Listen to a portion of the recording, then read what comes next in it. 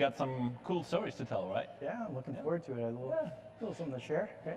So what we've generally seen is like, and I'm not telling anything new, it's like the cloud complexity is growing, right? You hear this all over the time. You hear this in our conference. You hear this at home. You see it at home, right? You got to sprawl in your environments. You got a hybrid infrastructure. You got data centers. You got public cloud, and like, how the heck do you still manage all of that, right? And so it basically what I've seen as a field CTO and also formerly at Lufthansa is like, this problem is like really independent from the industry that you're in. So it doesn't really matter if you're a pharma company or if you're like in any other industry, right? Aviation or something. So for me, it's always interesting to see how it goes in those industries, and I'm very glad that you two guys make it here, right? So welcome to the stage, Joey and Billy. Thank you. Thank you. You guys want to introduce yourself a little bit? Share with the audience who you are, what you do, what Takeda, what CarGurus is doing. Thank you. Thank you, Stefan. It's great to be here and to be with everyone today. Very happy to share a little bit about our story of infrastructure, lifecycle modernization that we've had. My name is Zeinoun. I lead the infrastructure and cloud platform. We manage the end-to-end lifecycle of infrastructure across our hybrid environment, public cloud, private cloud, edge, as well as monitoring and observability. Takeda is, for those of you who are not familiar with the organization, is a global biopharmaceutical company who headquartered in Japan, but operates globally across Americas, Europe, and Asia Pacific. The company focuses on discovery as well as delivery of life-changing medicine for patients. So this is the mission of the organization. And we do that across different segments around oncology, plasma, immunotherapies as well, in order to drive and improve the life of patients. In order to enable Takeda's mission from a technology organization, continuous innovation as well as transformation is a requirement going forward. And it's a requirement in terms of technology infrastructure modernization, as well as data and security. Cool. Thank you very much. Yeah. So I'm Billy Oreste. I'm from CarGurus. I run our cloud platform and reliability teams. CarGurus, if you don't know it, is the #1 online marketplace for used cars in the United States. We also have a presence growing in Canada as well as in the UK. We bring millions of monthly users to our platform to connect with dealers, thousands of dealers across the US, and we provide them with high transparency and really like data-driven decisions to enable the two to get to an easy negotiation when you go to buy a car. So Easy button. that's right. We're the easy button. Yeah. Must be a car guy then as well. Exactly. Like what's your favorite car? I mean, I was talking a little bit earlier about being a fan of McLaren and and the F1 team lately, but we've got folks here that do, actually one of our engineers here that actually race cars as well. So a lot of car enthusiasts in the company. That's right. Cool. You must be coming to Germany to try the Autobahn then, huh? Twist our arms, yeah. Be careful. You'll want to put me in a Waymo when I get there. Oh yeah, I had Armon in Germany like 2 weeks ago, and we were using a little bit of a fast BMW. Yes. That was pretty good. Yeah. Very good. You have to go to racetracks here. We have it in front of our house. Awesome. So Joe, talk us a little bit through kind of before you guys went into partnership with us and used our tools to optimize your infrastructure, your processes, your transformation. How was it looking like before all of that? So just to rewind back a little bit in time and share with us how that looked like. Yeah. So if we walk back time, when I joined the organization, the Takeda was structured around a traditional data center model. And unfortunately, as many of you also have gone through that transformation, the current model was not agile enough to support the needs of the business, to iterate and go after either new markets or release capabilities faster. So the organization jumped on a transformational journey, like many other groups and companies, to modernize infrastructure as well as data. We ended up transitioning from a data center hosting model, moving and either retiring or migrating application to a cloud-first model.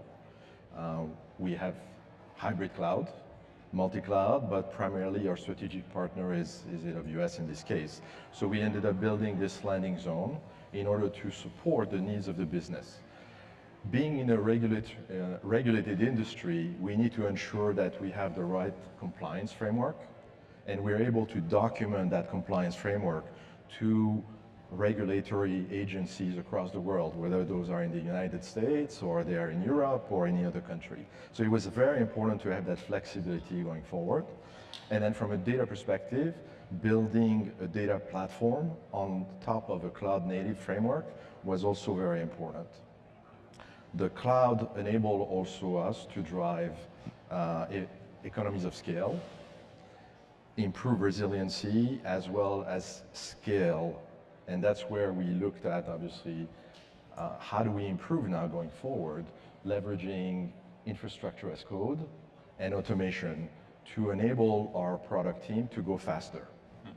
What was the initial, motivation to think about going to cloud in the first place, right? I mean, you had those data centers, everything was running fine. What was the motivation behind? Motivation was primarily around agility, and it took, as many of you might remember, when a team wanted to onboard into an environment, it could take between weeks to months in order before they could actually start building an application or start building a capability. Therefore, agility and time to market was a critical component for us. Over time as well, sustaining cost and operating cost and maintenance were higher and needed to be managed more effectively. And that's what drove us to a cloud-first strategy. Cool. So does it mean that you got rid of all the data centers already right now? So today, yes, we are primarily and only hosting applications in the cloud.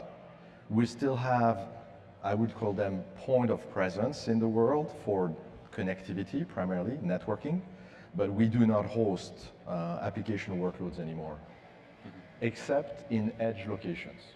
So we still have edge location for manufacturing, for example, or for life science specific purposes, where we have presence, but we do not host application in those environments. Okay, cool. Thank you very much. How is it looking for you, Billy? Yeah, so from CarGurus, when I joined just about 3 years ago now, I think I was somewhat fortunate that at the time we had literally 2 weeks before I joined had cut our ties to the data center and we were 100% in the cloud. But that hard work was already done when you came. Yeah, the hard work was done. Oh, yes. So I got a chance to come in and really start to transform the environment and build some modernization within the environment, right? And we knew full well we were on the community edition for Terraform. We had built a custom pipeline to kind of push infrastructure as code throughout the organization, but at the same time, you lift and shift into the cloud, there are other competing priorities that start to happen there. Right? So we did a lot of work to right size and do a lot of the work that you do typically when you get to the cloud.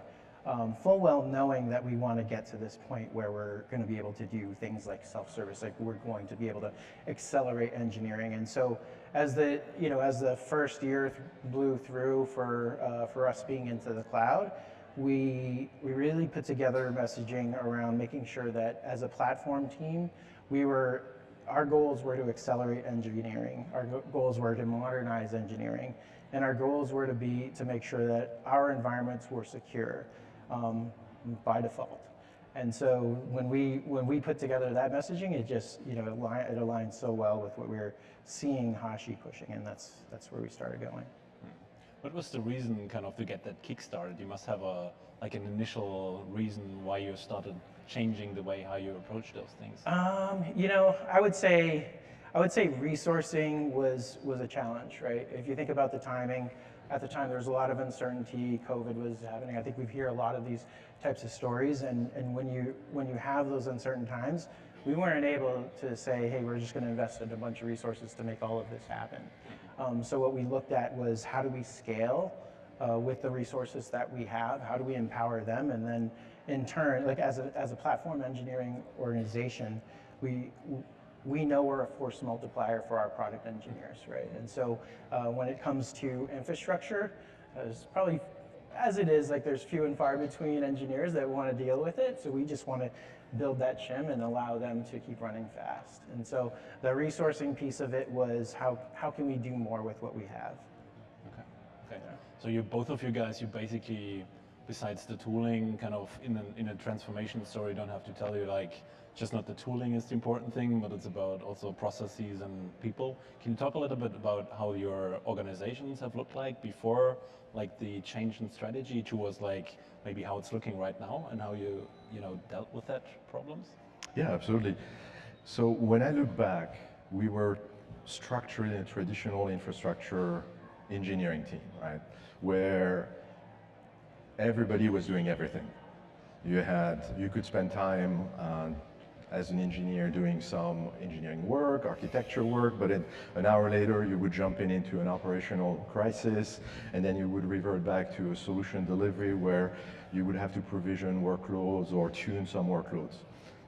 That created a blocker for us and bottleneck for us to scale on what we wanted to deliver in terms of agility and mission. And we could not scale because, as many of you know, a crisis always happens. There's always something coming up that takes precedence over something else. And what ends up happening is your engineering enhancements for your capabilities always take a backseat. So we had to restructure our approach. And technology was a big part of it. So adoption of modern infrastructure management platform, Terraform, Vault, Boundary, Packer, Registry was a significant dimension. But in alignment to that, we had to restructure our operating model. And what that means is we had to look at responsibilities on our team and align folks to a specific purpose, either around architecture, to make sure that we design the right thing, engineering, platform engineering, so we build those capabilities, the automation, the life cycle that we can repeat and scale, solution delivery, getting requests from customers, being able to service those requests for building environments. Think of it as day one type of activities. And then day two, an operation team that it was fully focused on day two activities, ticket-based, request-based, etc.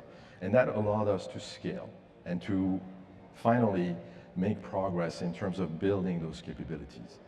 The second aspect was building and incorporating the core skills across all of those roles.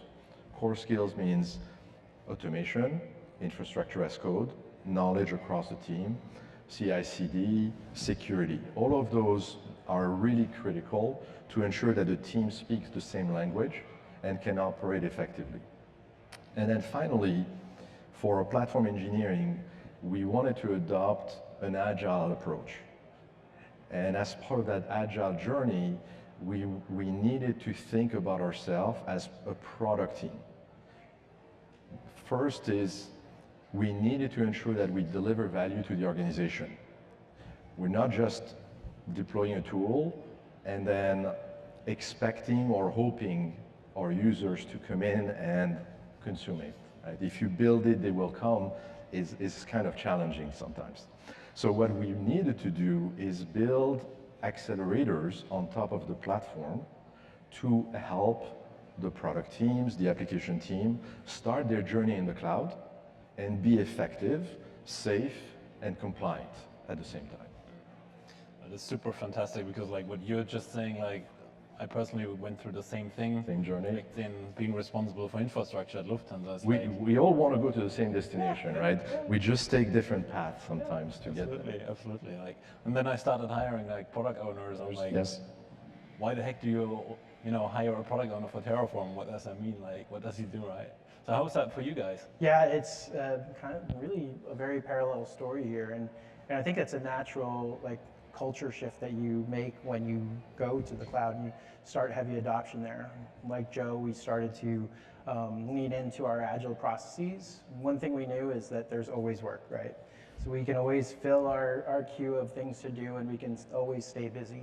But what we really needed to do is we needed to make sure we were well measured around the work that we can accomplish. And so figuring out what we can deliver in a given quarter was extremely important to us.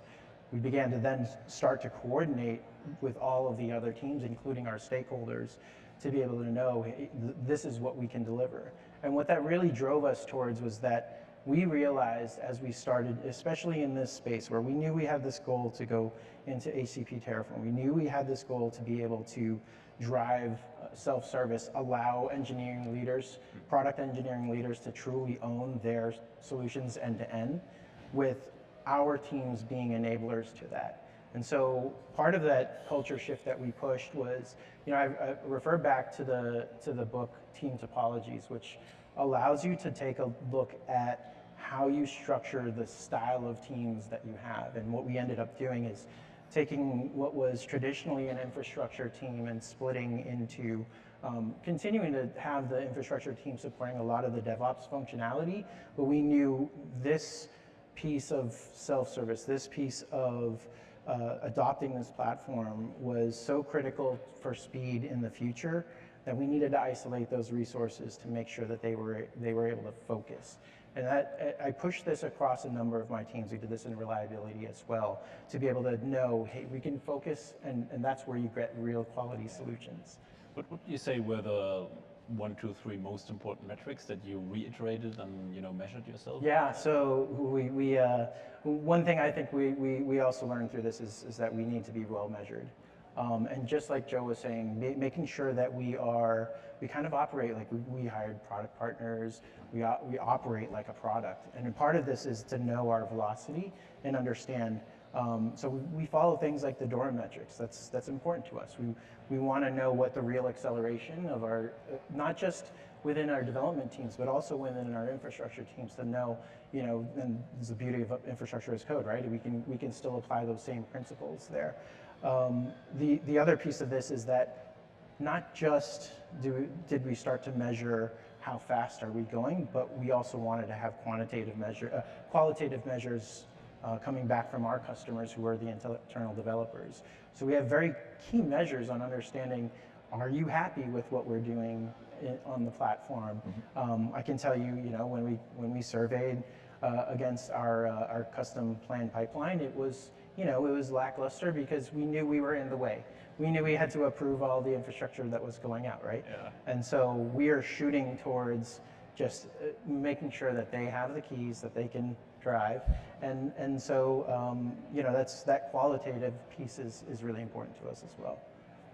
Super interesting. I mean, what I see across the board is typically people moving into cloud, and then they're having different versions like cloud 1.0, 2.0, right? And then what I see if you're a high performing organization moving rather looking at how have they done it, they basically underwent all those journeys, starting out with ticket-based processes, treating it as a virtual data center, having ServiceNow order catalogs or something, right? And then if you see how is it working for those who are really successful, they actually don't have any of that, right? So they have moved into a fully self-serviced, fashion, and then using tools like Terraform and Waypoint IDP or something to, provide that to their internal customers, right? I mean, you have to strike, depending on your organization, you have to strike the right balance between governance and freedom. And it's always challenging because you're going to be pulled into some dimensions around, okay, we got to be safe, we got to be compliant, we got to be secure, and giving users the freedom they need to innovate. And that's how you're going to be successful if you're able to, depending on your organization culture, perspective, strike that balance effectively. And we try to do the same, right? We are measuring, as Billy said, progress around multiple dimensions, whether those are qualitative or quantitative. The quantitative measures are around speed, quality, and cost. And those are what leadership is going to want to measure, or at least measuring my teams, to understand how well we're actually providing value. And then, as Billy said, from a developer experience perspective, giving or driving towards as far as you can towards self-service is really going to enable you to focus on the value proposition for our platform engineering team, and then giving the opportunity for your user community, your application team, to consume your services and be effective, and then they can be measured through DORA metrics on how actually they're executing going forward. So another common challenge like in this triangle of speed and stuff is like the risk factor. So probably like every organization, you have like big security organizations and they're busy with like writing down what you shouldn't be doing, what you're not allowed to do, like you shouldn't create a public IP address, you should do this, you shouldn't do this. How did you guys, you know, in this whole self-service world where like every developer wants like to do everything on their own, they want full permission, they want open cloud, like just give me an empty, you know, AWS account and just I'll do the rest, right? How did you guys like bring those two worlds of like, you know, you have to govern and you have to fulfill the security demands, and on the other hand side, like still give this self-service, and you know, how did you bring it together? So first and foremost, we have a great relationship with our cyber partner in the organization, and Peter is probably around, so I have to say good things. Exactly. What we did is we needed to, in a regulated industry, we needed to ensure that our landing zone was secure by default and had the right compliance framework as well. And automation became the critical enabler for this. So if you can visualize Arman's slide where he had day 0, day 1, day 2, our day 0 is where we can provide in an automated and self-service manner a landing zone to an application team.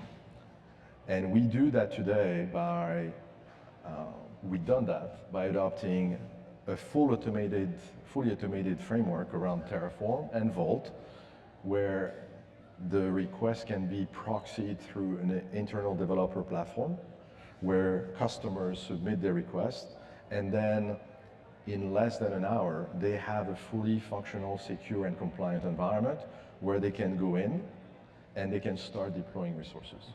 So this was a huge accelerator for us, because when we went through, and maybe if I can just share a little bit of a journey, when we went through the cloud, we did not have this fully end-to-end automation for our landing zone. And what ended up happening is the lead time for an application team was about 4 weeks to get an environment. This was similar to the on-premise world or the data center world. And that became a significant bottleneck. So we refactored, we didn't refactor our automation. We rebuilt it from the ground up, leveraging Terraform and Vault, and we provided that self-service experience.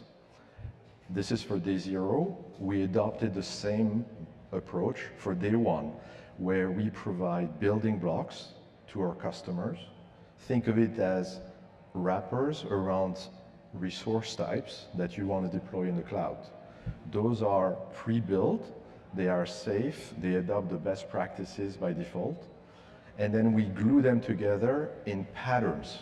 So if a team wants to deploy, for example, 3-tier architecture in the cloud, persistence layer, business application layer, and a presentation, we give them a pre-built pattern. They can extend it, but they can, in a matter of minutes, deploy this and start actually interacting with the environment that they have. So are you good friends with your security guys as well? Oh yeah, I mean, it's best buddies? So actually, coming from a previous life of being in the security space, and I mean, it is inherent to have a great partnership with your security team. As a matter of fact, talking to some of my peers in the security space, they'll tell you, you know, our infrastructure teams make more security decisions on a day-to-day basis than the security teams themselves. And so having that partnership, and what we are leaning into is specifically as we go into self-service with HCP Terraform is policy as code with Sentinel. I think this is a game-changing capability for us to know that we can put these guardrails in place, and that's where we define how we build the golden paths along with partners like security, but not just security, our finance team and with our infrastructure teams as well. So putting those guardrails in place and doing that in an automated fashion and managing at that layer, enabling our developers who we are constantly training on how to leverage the cloud to actually be able to leverage it with some safety.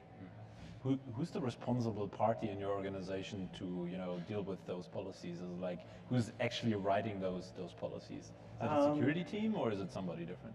Well, Stefan, security is at the top of mind for everyone throughout the organization, and it should be. Right? So, the reality is, it is absolutely just a partnership. I mean, certainly from an auditability standpoint, we have a vested interest to make sure that we're in a good place, and we partner with our security team to do that, and we enable them to, we have to enable them to just be able to audit and understand our posture at any given point. We've a lot of tools that help us to do that, and a lot of these are integrated with this platform. Okay. Well, very cool.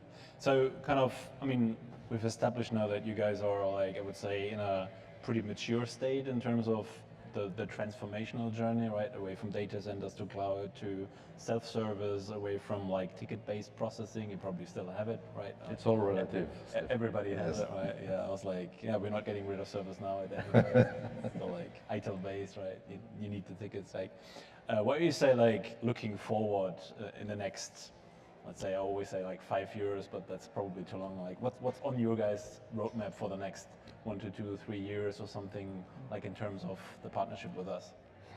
I think that I would say the short term is continue this journey around automation. It's very important for us to continue building upon that and demonstrating the value. There's one item that Armand framed it as inescapable this morning, and it's around agentic AI. So this is, and I'm sure many of you in your organization, it's on top of mind of your leadership or some of your leaders, but being able to get the platform ready to enable those agentic capabilities is going to become part of our focus areas going forward. And what that means is, how do you improve your identity, as Armand said, your authentication? How do you improve your framework automation to deliver those paved roads for teams that are going to want to build AI agents going forward? There are two sub-elements to that. One is around container and modernization around containers. So building that muscle where you can deploy at scale and manage at scale containers or serverless is going to be critical for those AI workloads.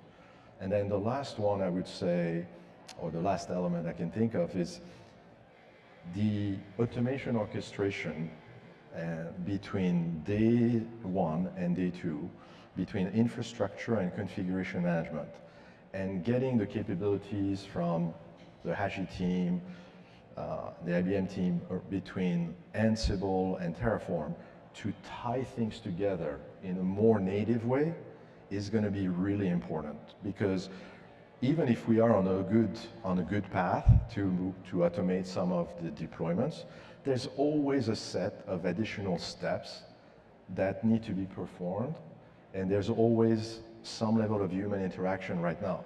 Bringing those two together will give us the ability to actually automate this end to end. Great. Yeah. How about you? Yeah, I think so. We get a little bit philosophical here. I think, when I think about the ecosystem that HashiCorp is building, I think about the fact that we've got engineers that are coding with agentic AI. We are seeing prototyping happening faster than we've ever seen before. We are, even within our own teams, to think, hey, we're able to spin up and test out a brand new product in a day, half a day. I've heard from some folks. Yeah. I do not want to be in the way of that innovation, and I need my infrastructure to adapt to it. So when I look at the way that HashiCorp is shaping up, I'm very excited about the fact that you think about the framework of the platform as a whole and apply agentic AI to all of this. I believe that we'll be talking about, our infrastructure adapting to our application needs without a human in the loop, with us just making sure that that the guardrails are working, that we are moving fast and we are keeping up with innovation. That's so cool. I mean, what you guys are saying, super enthusiastic, right? I mean, today's keynote was just super. Seeing Mitchell as well, like being back here, right? Anyway, so I mean, what we have established now in our talk, like, is really the point that no matter kind of in which industry, if you're like in pharma, or if you have an online marketplace, or if you're in aviation, exactly. Before my former life, right?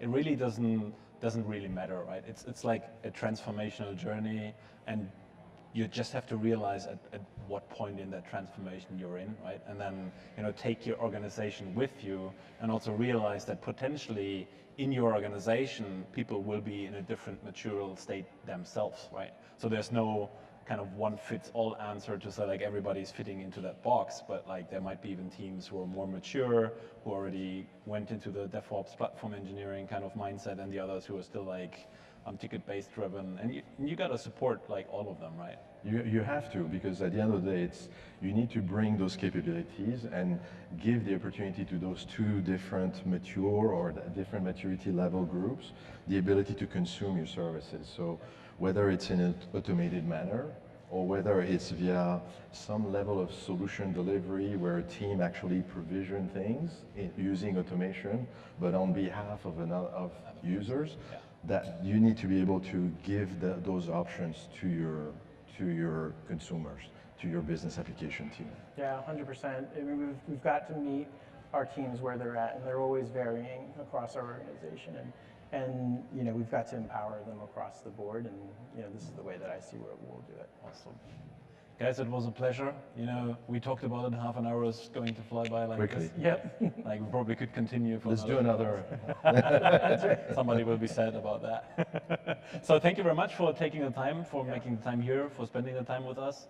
I hope you enjoy the conference for like another 1 or 2 hours or so, and make your way back on the red-eye flight, right? Yeah, the red-eye flight. Thank you very much, Thank everyone. you very much. Thank you, guys. Thanks all.